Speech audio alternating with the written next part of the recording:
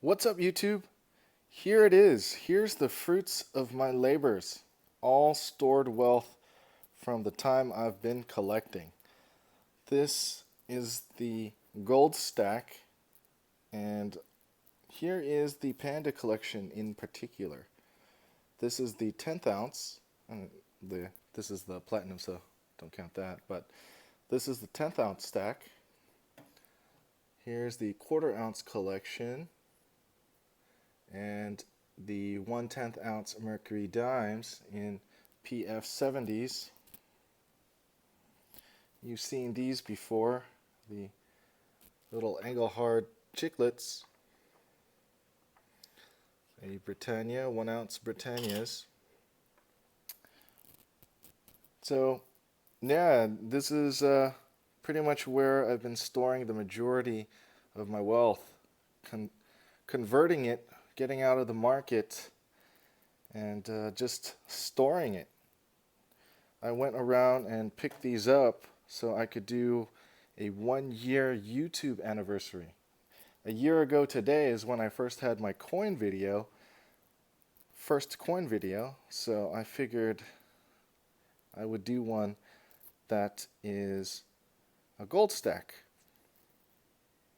Maybe in the future I'll do one that's a silver stack, but here are some 1 gram MS70s next to some 1/20th ounce.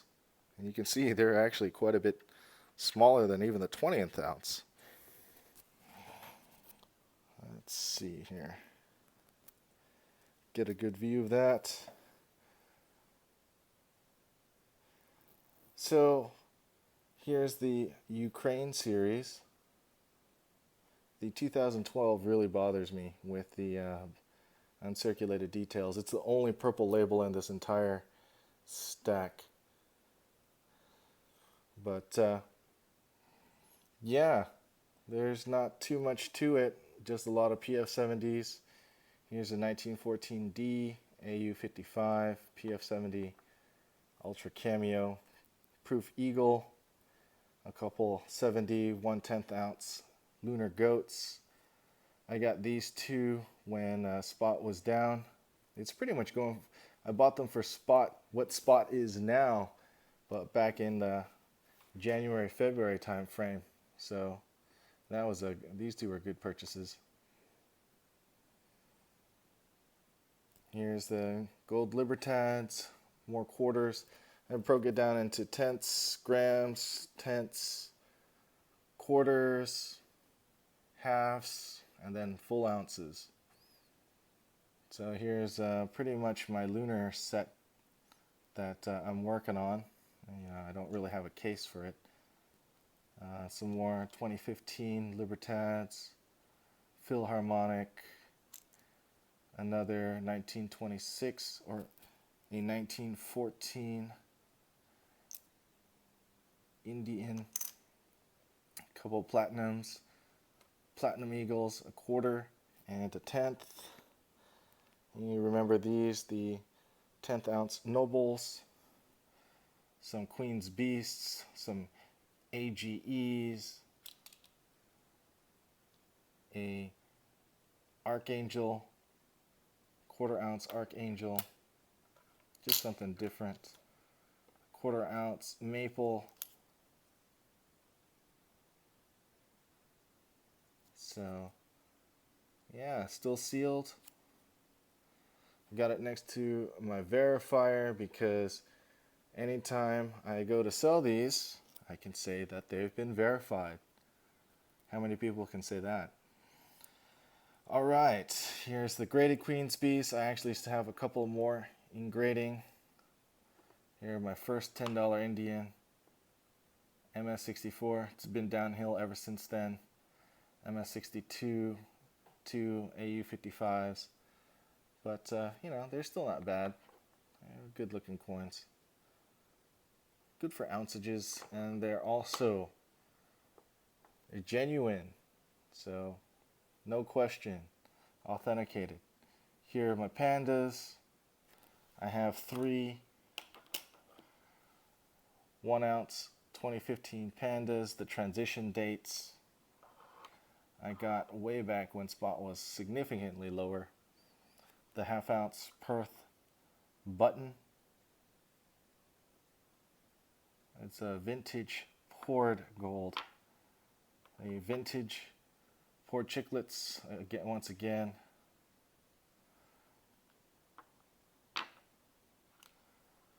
Britannia 2015. And finally, a 1 ounce platypus. So I brought this all out so that I could verify everything just to make sure. I do get a lot of these secondhand, and this way I can make sure that everything is legit. Not that it wasn't, but you know, it's that, like I said, peace of mind. And now you guys on YouTube land should know that I try to bring quality content, quality coins, and authentic coins. They're all authenticated.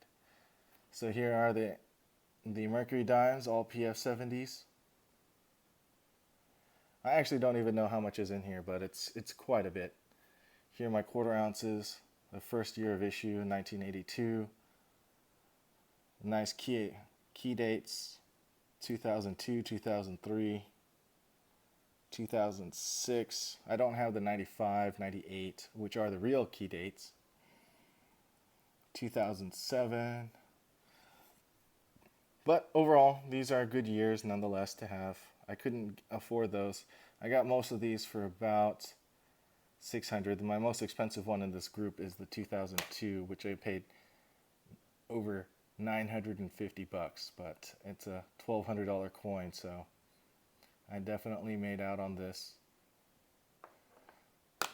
Even this 2003, I paid 600, but is now a bit more, not much more, but it's made some ground. Same with this one, originally purchased for 6 from AppMax nonetheless, and was able to sell an extra one that I had. I think you might have seen it from March for a nice healthy return. So I guess we'll start off with 1982. I have 3 1982s, the short leaf and long leaf, but one of them's a 68, so I don't think I'll hold on to the 68. Eventually that'll go.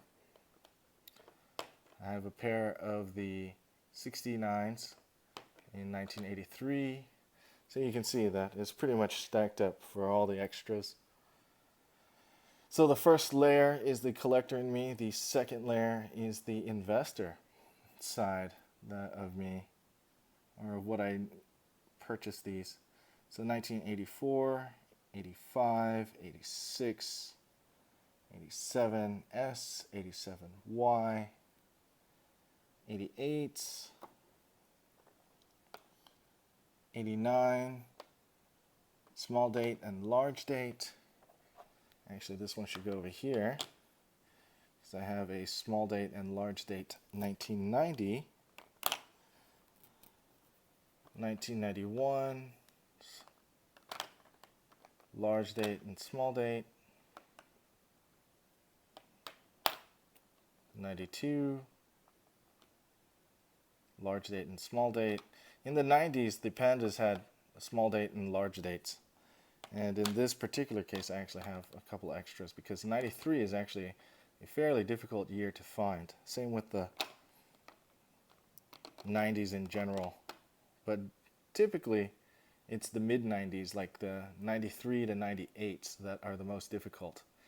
96, 97, not really. They're not very rare, but they could be at any time. Here's my MS-70 in a 94. So a small date and a large date. Here's the one that I have the most of, actually, and it's a 1995. 1995 is actually one of the up-and-coming key dates, and I have 3 large dates, 1 MS-70. This one, though, has let's see if you can get that there.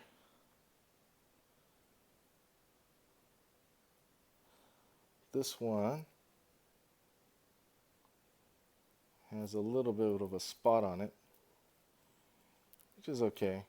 I'll get it off in time when the time comes. So because it has a spot, they were given a little bit more discounted than retail rate. But here we have 96,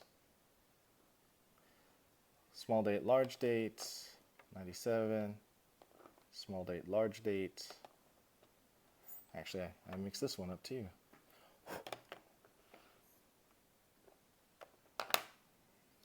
So here's the 98. This is the rarest. However, it's actually still pretty easy to find, but just really expensive. So starting with the other MS70s. So as you can see, this 94 and 95 start off my MS70 set. Then I have a 99 small date. I do have 3 of these. I actually sold one of these to get my most recent 2000 MS70, and it was actually a wash. So large date. I actually had a third, but I sold one, and that's what I used to get the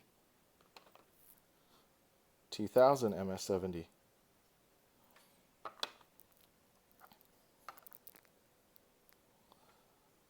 Let's see. So, yeah, here's 1999.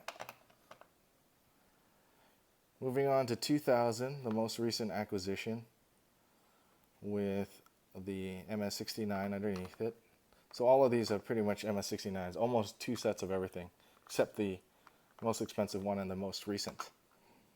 Here's 2001.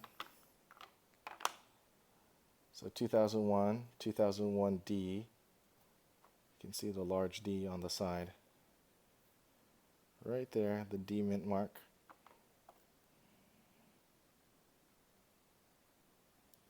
Let's see. So 2001D, 2001 regular, and the P. This is really MS70. I actually got this for a discount way back as well, because nobody likes these kinds of things with the little spots. But we all know that you can get nice discounts and then send them in and to regrade them. One of the most expensive Pandas, the 2002. Yeah, this one was a pain. I don't know if I should have gotten this, but what can you do? 2003, the mirrored and the frosted, and the regular. So 3 varieties. The only variety I'm really missing in the date is the large date 1998. That is the rarest Panda to find. 2004 MS70. Also some extras. You got 3 of those. I sold one of those recently during my stack sell-off to transition. 2005 6970. A 2006 MS70.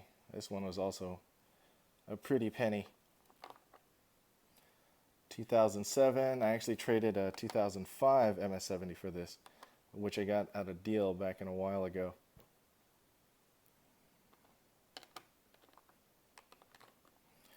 (2008) MS70 and 69. 2009 MS70. Got a little puppy hair on there.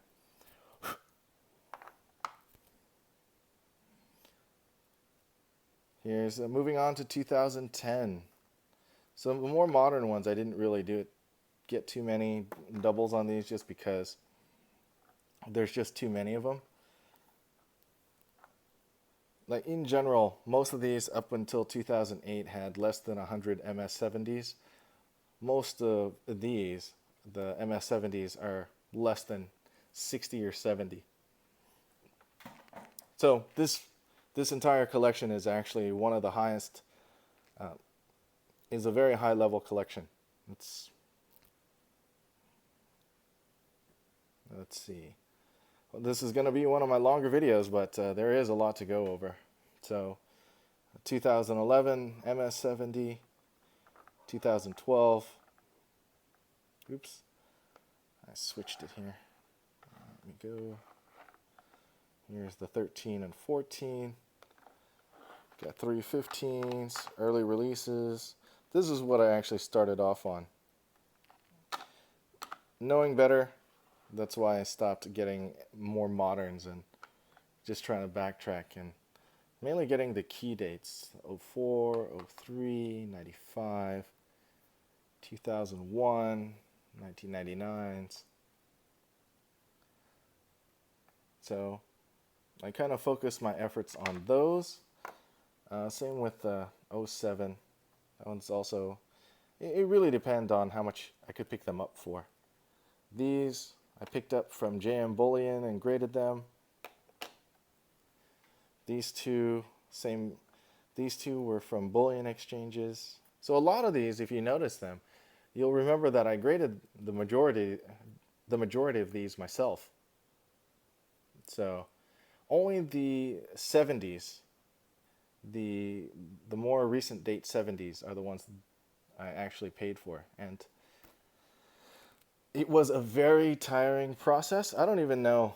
I can't even count how many ounces is in here. Like I said, I'll probably add it up at the end of this video. But yeah, this is 1 year. It is quite a bit of hustling and converting from fiat into something that's a little bit more tangible. We'll see if China actually gets on the Panda bandwagon on the 1/10 ounce scale, and these become worth it. Now, I was asked a question the other day. Knowing what I know now, do I think this was a worthwhile investment? And at least for the Panda side. And to be honest, in some cases yes, in some cases no. I did pick up these for a song. These were roughly 170. They go for about 2 something now. So the percentage is roughly 30% appreciation from when I picked it up. However, there are ones like the 2004 and a bunch of these MS70s actually that are still the same price now. And I did give up a lot of opportunity cost picking these up instead of Bullion at the time when prices are low. So knowing what I know now, if I ever see the price of PMs dip considerably again, then I do think I would focus a little bit more on Bullion. But at the same time, I probably would never be able to get these at the prices I got them. Although they are available. Actually, no, they are not available now for the same price. Like, I picked this one up for $400. It retails for about $6. So I was able to get a gain on a lot of these.